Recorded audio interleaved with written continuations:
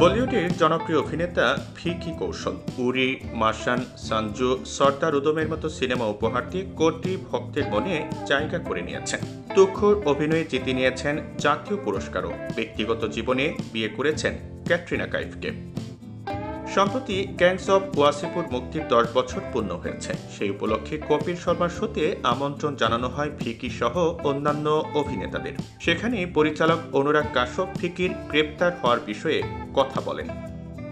অনুরাগ জানান, আমরা অনুমতি ছাড়াই একটা লোকেশনে শুটিং করছিলাম। হঠাৎ জানতে পারি জায়গাটা ছিল অবৈধ বালি খাদান, আর সে সময় ভিকিকে গ্রেপ্তার করা হয়েছিল। এদিন অনুরাগ কাশ্যপ ছাড়াও অনুষ্ঠানে উপস্থিত ছিলেন মনোজ বাজপেয়ী, পীযূষ মিশ্রা, নওয়াজুদ্দিন সিদ্দিকী, হোমা কুরেশি, বিনীত কুমার এবং পঙ্কজ ত্রিপাঠী। ভিকি 2012 সালে গ্যাংস অব ওয়াসিপুরে সহকারী পরিচালক হিসেবে কাজ করেছেন।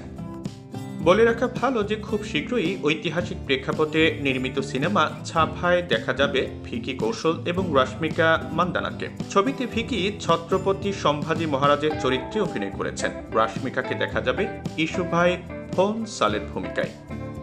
বলা হচ্ছে এই ছবির অন্যান্য চরিত্রে অভিনয় করেছেন অক্ষয় খান্না, আশুতোষ রানা, দিব্যা দত্ত প্রমুখ। ছবিতে মুঘল রাজপুত্রের ভূমিকায় অভিনয় করছেন নীল ভূপালম।